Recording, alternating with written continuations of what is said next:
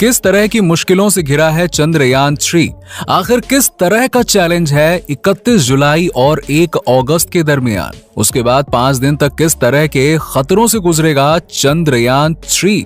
चांद पर लैंडिंग के दौरान और उससे पहले किस तरह के खतरों को पार करेगा चंद्रयान 3? दोस्तों, जानेंगे आज की इस वीडियो में हम ऐसे ही सवालों के जवाब। दोस्तों, चंद्रयान 3 के बारे में हम सभी जानते हैं। चंद्रयान 3 जो कि चंद्रयान 2 का ही नेक्स्ट वर्जन है, इसे धरती के चारों ओर जितना वक्त लगना था वो लग चुका है। 14 जुलाई की दोपहर को सक्सेसफुली लॉन्च होने के बाद चंद्रयान 3 एक एक करके ऑर्बिट से दूसरे ऑर्बिट में एंटर होता हुआ आगे बढ़ रहा है और अपने सभी 5 मैनवर इसने पूरे कर लिए थे, जिसके बाद इसे 31 जुलाई और 1 अगस्त के दरमियान पृथ्वी की ऑर्बिट को छोड़ देना है और फिर चांद के रास्ते पे निकल जाना है। इसके बाद ये चांद तक पहुंचने के लिए 3,84,000 किलोमीटर का लंबा रास्ता तय करेगा और करीबन 5 दिन में ये चांद पर पहुंच जाएगा। उसके बाद 17 अगस्त को प्रोपल्शन सिस्टम लैंडर रोवर से अलग होने के बाद 23 अगस्त को चंद्रयान 3 का लैंडर चांद पर लैंडिंग कर सकता है, जिसके बाद रोवर लैंडर से निकलकर चांद पर चलेगा। दोस्तों, जो कुछ भी अभी हमने आपको बताया ये सुनने में काफी आसान लग रहा है कि इस तरह से चंद्रयान 3 चांद पर लैंडिंग कर जाएगा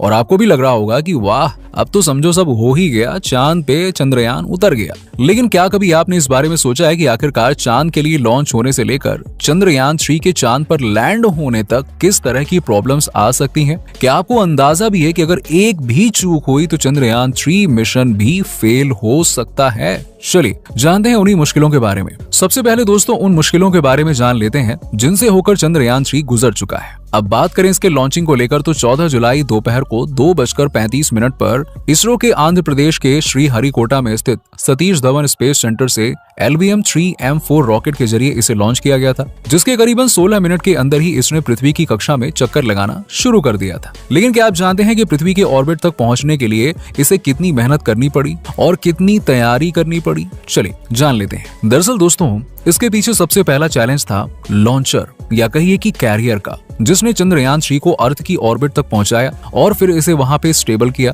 जी हाँ, हम बात कर रहे हैं LVM-3M4 रॉकेट की। यही वो कैरियर है जिसकी मदद से चंद्रयान 3 पृथ्वी की ऑर्बिट में स्टेबल हो सका, क्योंकि एक वक्त था जब भारत के पास इतने पावरफुल रॉकेट नहीं हुआ करते थे। लेकिन LVM-3M4 रॉकेट ने इस कमी को पूरा कर दी। इसी की मदद से चंद्रयान 1 और चंद्रयान 2 को लॉन्च किया गया था और अब चंद्रयान 3 को भी लॉन्च किया गया है। और इस तरह के मिशन में एक अच्छे लॉन्चर का होना काफी जरूरी होता है, क्योंकि अगर कैरियर में किसी भी तरह की खराबी आ जाती है तो कई बार सैटेलाइट वगैरह की लॉन्चिंग फेल भी हो जाती है। लेकिन LVM-M3M4 रॉकेट के साथ अभी तक ऐसा नहीं हुआ है, शायद इसीलिए इसे फैट बॉय भी कहा जाता है। चलिए दोस्तों, अब बात करते हैं चंद्रयान 3 के मैनवर पूरा करने की। क्यों उस दौरान भी दोस्तों चंद्रयान 3 कई तरह के रिस्क से होकर गुजरा था, और एक बार नहीं बल्कि कई बार। क्योंकि 14 तारीख को जब इसने पृथ्वी के चारों ओर चक्कर लगाने शुरू कर दिए थे, तो उसके बाद पहली बार 15 जुलाई को इसका पहला मैनवर पूरा किया गया था। इस मैनवर को पूरा करने के लिए जब चंद्रयान 3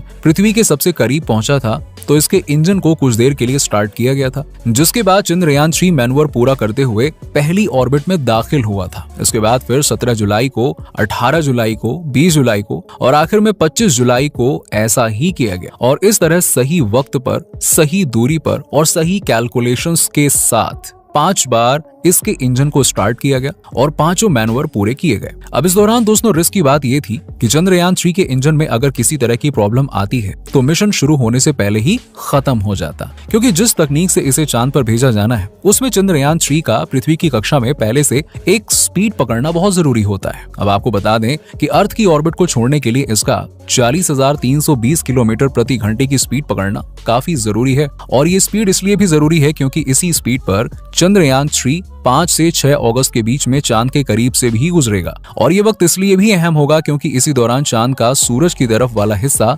चंद्रयान 3 की तरफ होगा, जिस वजह से चंद्रयान 3 के साथ कनेक्शन बनाए रखने में आसानी हो। और क्या मुश्किलें आ सकती हैं 5 और 6 अगस्त के दरमियान, ये हम कुछ देर में जानेंगे। लेकिन उससे पहले चंद्रयान 3 फिलहाल पृथ्वी की ऑर्बिट में किस तरह की मुश्किलों से गुजर रहा है और पृथ्वी की ऑर्बिट छोड़ने के बाद चांद की तरफ सफर करते हुए इसके सामने किस तरह की मुश्किलें आएंगी, ये जान लेते हैं। फिलहाल की बात करें दोस्तों तो चंद्रयान 3 जब पृथ्वी की कक्षा में चक्कर लगा रहा है तब इसके सामने चैलेंज ये है कि ये सेफली पृथ्वी के चक्कर लगाता रहे। अब आप सोच रहे होंगे कि आखिरकार स्पेस में किस तरह का खतरा हो सकता है। चलिए ये भी जान लेते हैं। दोस्तों, दुनिया भर में बड़े बड़े देशों से लेकर बहुत से छोटे छोटे देश बहुत से सैटेलाइट्स लॉन्च करते रहते हैं। इसके अलावा पहले से ही बहुत से देशों के सैटेलाइट्स पृथ्वी के चारों ओर चक्कर काट रहे हैं। यही नहीं, बहुत से सैटेलाइट्स ऐसे भी हैं जिनका अब किसी भी तरह का कोई यूज ही नहीं है एक समय के बाद, क्योंकि अब वो यूजलेस हो चुके थे। लेकिन आपको बता दें कि वो सैटेलाइट्स अब भी पृथ्वी के चारों ओर घूमते रहते हैं। इसके अलावा बहुत सा स्पेस कचरा भी पृथ्वी के चारों ओर घूमता रहता है। ऐसे में खतरा ये होता है कि किसी सैटेलाइट से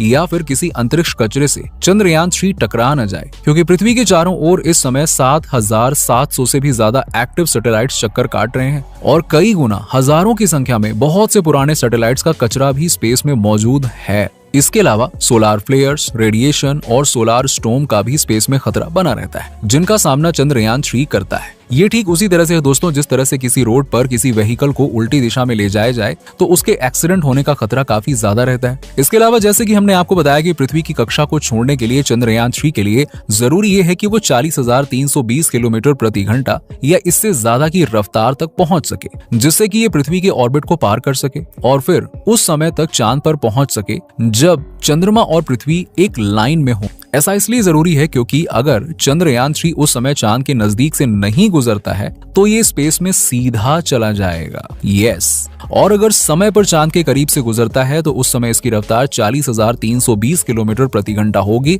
ऐसे में कोशिश ये की जाएगी कि इसकी रफ्तार को कम किया जाए ताकि चांद की ग्रेविटी इसे पकड़ सके। अगर रफ्तार ज्यादा हुई तो ये चांद की ग्रेविटी से दूर चला जाएगा, क्योंकि चंद्रयान 3 को चांद की ग्रेविटी में डालना भी वाकई में एक चैलेंजिंग काम होता है। अगर ऐसा नहीं होता है, यानी कि चांद की ग्रेविटी इसे नहीं पकड़ पाती है, तो चंद्रयान 3 स्पेस में सीधा चला जाता जाएगा और फिर क्या, मिशन फेल हो जाएगा। बस इसीलिए ये देखना बहुत जरूरी है कि चांद की ग्रेविटी उसे अपने कब्जे में ले ले। लेकिन इससे पहले जिस तरह के स्पेस खतरों से स्पेस में मौजूद कचरे, सोलार फ्लेयर्स, रेडिएशन और सोलार स्टॉर्म्स वगैरह वगैरह से चंद्रयान 3 फिलहाल बचा हुआ है। इसी तरह के खतरों से इसे 31 जुलाई और 1 अगस्त के बीच पृथ्वी की ऑर्बिट छोड़ने के बाद भी बचना होगा, और वो भी करीबन 4 से 5 दिन तक के लिए, जब तक कि ये चांद के नजदीक नहीं पहुंच जाता है और उसकी ऑर्बिट को पकड़ नहीं लेता है तब तक। इससे पहले हम आपको बताएंगे कि चंद्रयान 3 के चांद की ऑर्बिट में दाखिल होने के बाद क्या होगा। इससे पहले ये जान लें कि पृथ्वी की ऑर्बिट छोड़ने से पहले इन 1-2 पॉइंट को जान लेते हैं ताकि आप समझ सकें कि चांद की ऑर्बिट में दाखिल होने के बाद क्या होगा।